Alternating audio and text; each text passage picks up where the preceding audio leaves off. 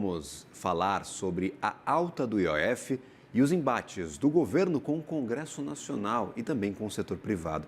Sobre este assunto, converso agora com o diretor executivo da IFE, Marcos Pestana. Seja bem-vindo, Marcos. Muito obrigado pela participação. Bom dia, um prazer estar aqui com vocês novamente na CNN.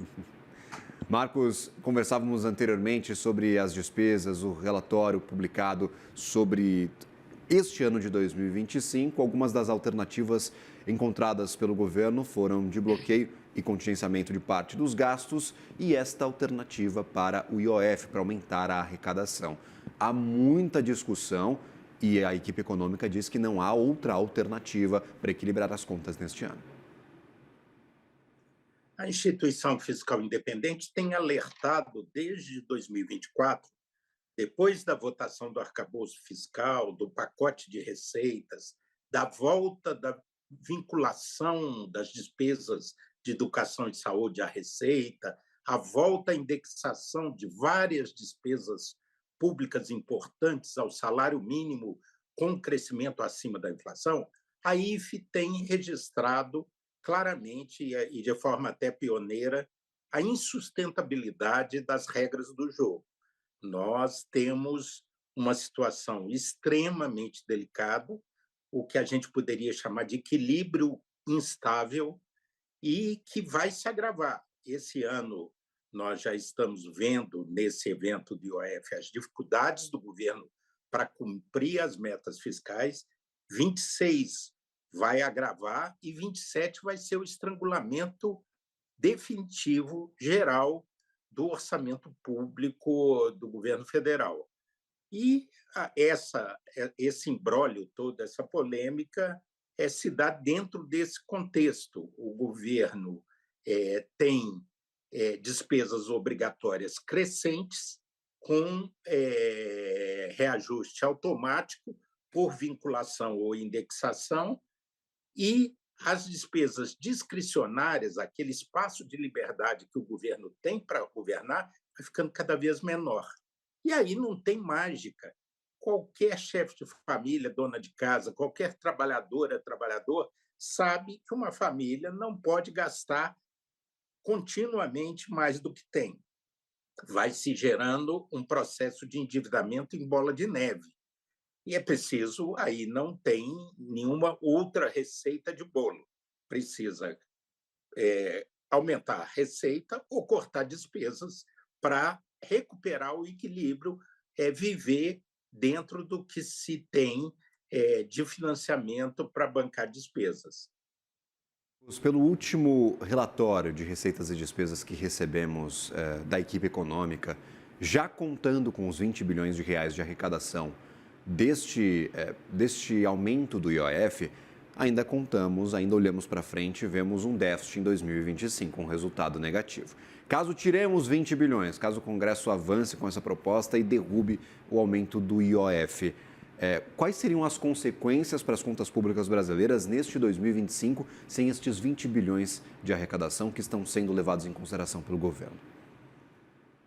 Olha, a economia pública brasileira, as finanças do governo federal, parece aquele equilibrista de circo que está em cima da bicicleta com uma perna só e qualquer movimento brusco pode melar todo o jogo. Você tem um equilíbrio muito tênue. O governo adota medidas, teve o pacote de aumento de receitas em 23, o pacote de corte de despesas em 24, e esses 20 bilhões, qualquer movimento dessa dimensão, apesar da receita primária líquida total que o governo tem no ano, esse ano de 25, serão 2 trilhões e 300 bilhões, mas qualquer 20 bilhões faz muita falta e não há como não recompor.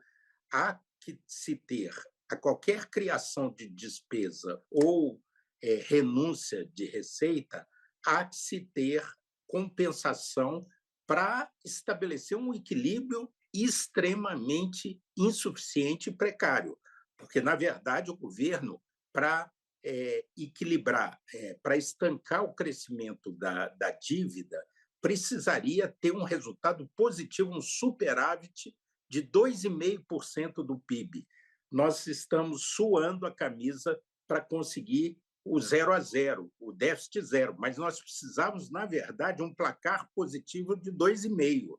Então, nós estamos longe ainda do objetivo estratégico que visa estancar o crescimento da dívida pública. O governo surpreendeu o mercado, os analistas, todos os observadores da cena econômica, porque utilizou, numa dessas manobras, o aumento de imposto do IOF. O IOF não é um imposto com perfil arrecadatório.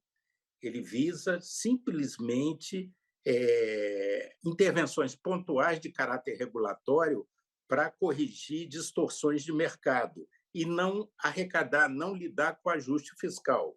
É um imposto de má qualidade para esse objetivo. Por outro lado, a forma que foi feita, a economia capitalista vive de previsão. Previsibilidade é muito importante. Então, você que apostou num seguro privado, numa previdência privada, você que tomou uma operação de crédito, você que tem um negócio, um plano de negócios embutido ali um cálculo de viabilidade econômica financeira. De repente, vem uma notícia extra que ninguém sabia, sai como nada. Quer dizer, é muito importante não haver surpresas, não sustos, soluços. A economia, o empresário, o empreendedor, ele precisa ter um horizonte. Alguns negócios levam 5, 10 anos para amadurecer. Então, é preciso estabilidade de regra de jogo. Você precisa de um ambiente econômico que dê segurança jurídica. E aí, de repente, embutido num relatório bimestral, você tem o anúncio de contingenciamentos e bloqueios orçamentários. O foco era esse. De repente, não mais que de repente, surge o tema IOF. E isso numa situação que não só o equilíbrio fiscal é precário, como também a sustentação política no Congresso. Há anos, o governo federal tem dificuldades de ter uma base sólida de apoio. E é sabido, Gabriel, que o Congresso tem a percepção clara que a carga tributária brasileira já é alta. A nossa carga tributária foi recorde em 2024, 32,2% em números do Tesouro Nacional. Isso, para um país emergente, há países desenvolvidos, França, Itália, Noruega, Suécia, os países europeus que têm estado bem, estar social robusto, serviços de primeiro mundo, tem até cargas tributárias de 45%, 43%, 42% do PIB. Mas, para os emergentes, o Brasil é líder. Com 32,2%, o Brasil é líder em carga tributária. E o Congresso e a sociedade desenvolveram uma resistência muito grande a qualquer aumento de carga tributária. Há uma percepção consolidada de que o ajuste tem que vir pelo lado dos gastos, do corte de despesa, do rearranjo que tem que ser feito no lado das despesas, e não tributando mais, não o setor público, os governos, extraindo maior renda da sociedade para a sua vida cotidiana. Então, é uma situação muito delicada.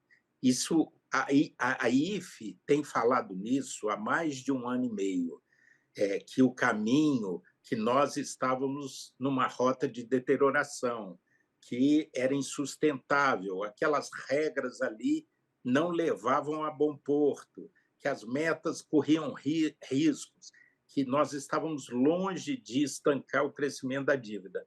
E, em função disso, é que nós temos a convicção de que será inevitável. Acredito que, pelo ambiente político, vai ser difícil E, antecipar isso para Marcos, 25 e 26, para te ter mas uma, eu acho que é inevitável em 27 uma profunda reforma fiscal. pra gente ter uma dimensão de quais as consequências, a gente fala de 20 bilhões que podem ser retirados dessas receitas de 2025 e ainda, claro, com os 20 bilhões ainda teríamos déficit. Há a chance, há a possibilidade de um congelamento da máquina pública neste ano de 2025 ou mesmo sem a receita do IOF isso não aconteceria? Qual que é a percepção? Nós já estamos no fio da navalha. 20 bilhões é uma cota muito significativa e que pode prejudicar o funcionamento da máquina pública. Cabe ao Congresso e ao governo federal construírem as alternativas para lidar com esse nível crescente e radical de estrangulamento fiscal. As lideranças do Congresso, presidente da Câmara e do Senado, estão trabalhando nisso. Algumas hipóteses já foram aventadas, como a tributação das bets, né, como algum tipo de reforma do lado da despesa. O importante, em termos estritamente orçamentários, é que a cada rombo, a cada abertura de mão de receitas, e essa receita não estava programada originalmente, ela não está no orçamento, ela não foi previamente comunicada, ela é uma surpresa, por isso essa polêmica instalada, ela não estava no radar de ninguém, ela surgiu repentinamente num anúncio que era um relatório bimestral de análise de receitas e despesas. Então, há de se estabelecer um diálogo profícuo, intenso, aí, democrático, entre o Congresso e o governo. O Congresso não é novidade, o Congresso tem revelado, uma vez atrás da outra, que não comporta mais aumento de carga tributária, que ele não absorverá essas medidas, já que a carga brasileira é muito alta para um país emergente. Isso esteve manifesto na reforma tributária, onde há uma trava contra aumento de carga tributária. Então, esse espírito do Congresso não é novidade, que traduz o sentimento da sociedade, que não quer mais impostos, não quer que a sociedade seja sacrificada ainda mais, transferindo renda do setor privado da sociedade para o setor público. Então, Marcos, há só uma dúvida para a alternativas gente aventadas. deixar um pouquinho claro. O Haddad fala em cumprir a regra fiscal em 2025.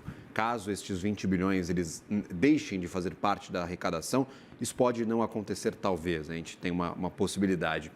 Quais serão as consequências de nós não cumprirmos a regra de déficit zero e, claro, não ficarmos entre as bandas superior e inferior para 2025? Quando a gente olha para o orçamento de 2026, o que seria uma consequência do não cumprimento da regra fiscal neste ano, para além dessas conjecturas mais estruturais, quando a gente olha para frente, de um ano para o outro, o que teríamos de impacto para as contas públicas caso a gente não bata no 0 a 0? O primeiro impacto muito importante é minar ainda mais a credibilidade da política fiscal, mexer com as expectativas de mercado. O investidor, o empreendedor, fica cada vez mais desconfiado de colocar seu dinheiro, de apostar na economia brasileira. Então, o primeiro impacto de natureza econômica é abalar as expectativas dos agentes econômicos relevantes, que, em última análise, determina o desenvolvimento de um país. Segundo, há previsto gatilhos e consequências no arcabouço fiscal, mas é muito ruim não cumprir a meta, porque ela já é uma meta extremamente frágil diante do desafio de médio e longo prazo. Eu volto a dizer, nós precisávamos de um superávit primário de 2,5% e estamos suando a camisa para obter um déficit zero. Então, é muito pouco. E o aumento do IOF não estava no radar. Não pode se condicionar o cumprimento da meta a essa medida, porque o governo todo o tempo assegurava que, com a margem de tolerância que existe no sistema de metas fiscais previsto pelo novo arcabouço fiscal, que permite que o déficit zero vire menos 0,25% do PIB de déficit. E com o desconto dos precatórios, que não é pouca coisa, são 45 bilhões de reais, mais do que nós estamos falando nesse caso da IOF, você não tinha isso no radar, não estava no cardápio. Isso é uma coisa nova. Aí de repente, fala, sem o IOF não temos condição de assegurar o cumprimento da meta e responder positivamente ao arcabouço fiscal. Então, isso foi uma surpresa lançada na última semana, e agora cabe ao Congresso e ao governo federal sentarem à mesa e descobrirem. As bets, por exemplo, o Banco Central calcula que o faturamento das bets, um fenômeno também recente, está em torno de 260 a 360 bilhões por ano. Então, 10% das bets já daria um IOF. Então, alternativas há.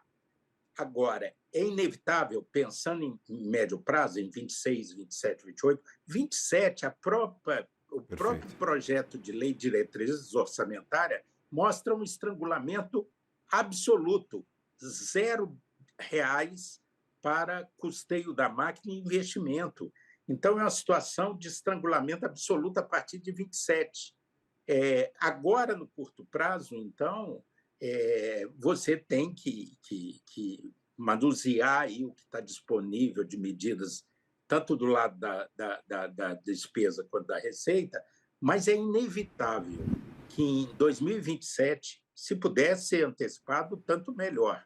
Mas isso tudo depende do ambiente político, não será feito no ano eleitoral.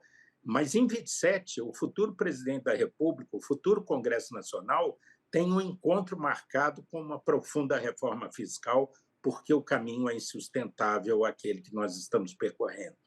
Marcos Pestana, diretor executivo da Instituição Fiscal Independente do Senado. Seja sempre bem-vindo à nossa programação, meu caro.